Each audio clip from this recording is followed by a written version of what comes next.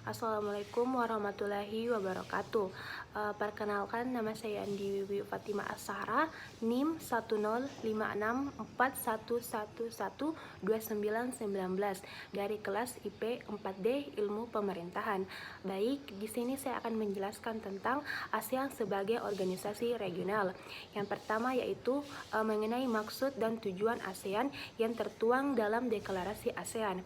Yang pertama, mempercepat pertumbuhan ekonomi, kemajuan sosial, dan pembangunan budaya di kawasan melalui upaya bersama dalam semangat kesetaraan dan kemitraan dalam rangka memperkuat landasan bagi masyarakat bangsa-bangsa Asia Tenggara yang sejahtera dan damai. Yang kedua, untuk memajukan perdamaian dan stabilitas kawasan melalui penghormatan terhadap keadilan dan supremasi hukum dalam hubungan antar negara di kawasan dan kepatuhan pada prinsip-prinsip Piagam Perserikatan Bangsa-Bangsa. Dan yang ketiga, untuk mempromosikan kerjasama aktif dan saling membantu dalam hal-hal yang menjadi kepentingan bersama di bidang ekonomi, sosial budaya, teknis ilmiah, dan administrasi. Yang keempat, untuk memberikan bantuan dalam bentuk fasilitas pelatihan dan penelitian di bidang pendidikan, profesional, teknis, dan administrasi. Yang kelima, untuk mempromosikan studi Asia Tenggara. Dan yang terakhir, untuk memelihara kerjasama yang erat dan menguntungkan dengan organisasi internasional dan regional yang ada dengan maksud dan tujuan yang sama, dan mengeksplorasi semua jalan untuk kerjasama yang lebih erat di antara mereka sendiri. Baik, selanjutnya yaitu tentang struktur organisasi ASEAN. Teman-teman dapat melihat gambaran dari struktur organisasi ASEAN yang saya tampilkan pada video ini. Jadi inilah gambaran mengenai struktur organisasi ASEAN. Selanjutnya yaitu tentang transformasi kerjasama anggota ASEAN. Yang pertama, kerjasama ASEAN telah mengalami perkembangan dari masa ke masa sesuai dengan cita-cita para pendiri ASEAN untuk menjalin persahabatan dan kerjasama dalam menciptakan wilayah yang aman, damai, dan sejahtera.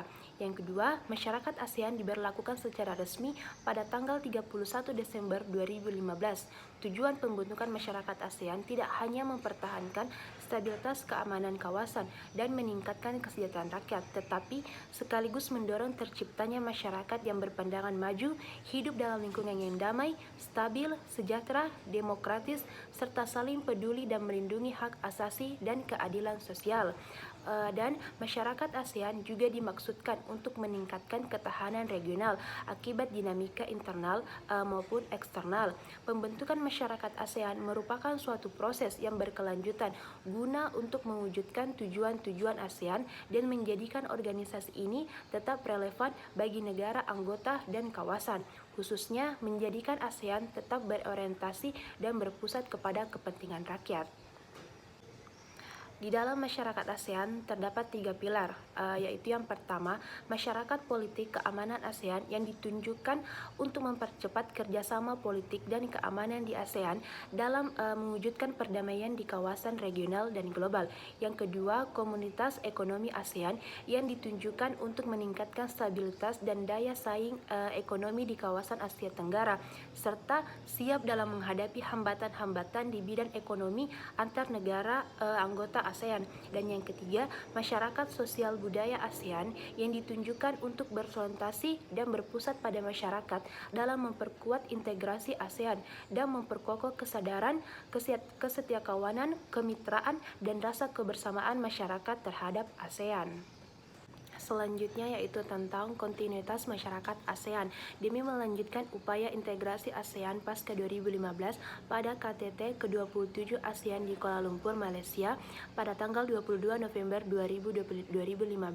Para pemimpin ASEAN sepakat untuk mengesahkan 2 kesepakatan utama, yaitu yang pertama Kuala Lumpur Declaration on the Establishment of the ASEAN Community yang secara resmi merencanakan pembentukan masyarakat ASEAN.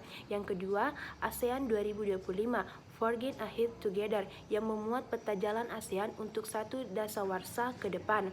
Kesepakatan ini merefleksikan langkah-langkah strategis implementasi masyarakat ASEAN dalam 10 tahun ke depan.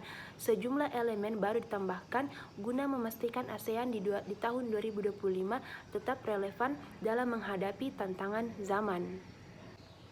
Adapun pendapat saya terkait dengan oposisi junta Myanmar, sebut KTT ASEAN di Jakarta gagal capai tujuan, yaitu di mana oposisi pemerintahan junta militer Myanmar, National Unity Government atau NUG, yang menyebutkan bahwa konferensi tingkat tinggi atau KTT ASEAN yang berlangsung di Jakarta, Indonesia telah gagal, yaitu dimintanya untuk mengakhiri kekerasan yang terjadi pada warga sipil, termasuk pasukan disingkirkan dari jalan-jalan di seluruh negeri, serta pembebasan tahanan politik lainnya. Sejak pertemuan tersebut diadakan, terdapat 5 poin yang telah disepakati oleh para pemimpin atau perwakilan negara, yang dimana salah satunya yaitu Presiden Indonesia Bapak Joko Widodo yang menegaskan bahwa kekerasan di Myanmar harus dihentikan dan kepentingan rakyat harus selalu menjadi prioritas. Tetapi jika militer mengabaikan usulan dari ASEAN untuk menghentikan kekerasan, maka NUG akan terus mencoba membangun dukungan internasional untuk pemerintahan paralel. Maka dari itu Presiden Jokowi dalam KTT ASEAN mengusulkan agar mendorong dialog yang melibatkan semua pihak di Myanmar. Tetapi apabila usulan ASEAN ini tidak membawa NUG dan Badan Legislatif CRPH ke meja selama persyaratan tidak terpenuhi, maka akan diadakan kerjasama dengan negara demokrasi seperti Inggris, Uni Eropa, dan negara-negara Asia, termasuk Jepang, India, dan Korea Selatan. Baik, itulah penjelasan yang dapat saya sampaikan.